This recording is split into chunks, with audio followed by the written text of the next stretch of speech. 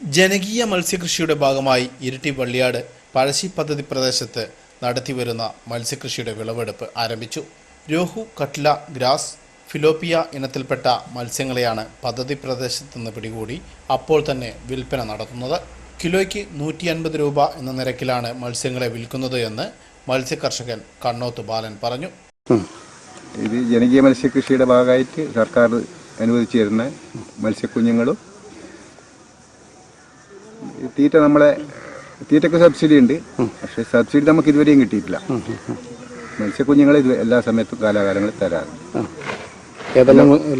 കട്ല, റോഹു, grass carp, ഫിലോപ്പിയ, അങ്ങനെ വിവിധ ഇനത്തിലുള്ള കുഞ്ഞുങ്ങളെയാണ് നമുക്ക് ഇതുവരെയും തന്നു വന്നത്. അങ്ങനെ വളർത്തി പൂർണ്ണ വളർച്ച എത്തിക്കാൻ ഇതുവരെയും സാധിച്ചിട്ടില്ല.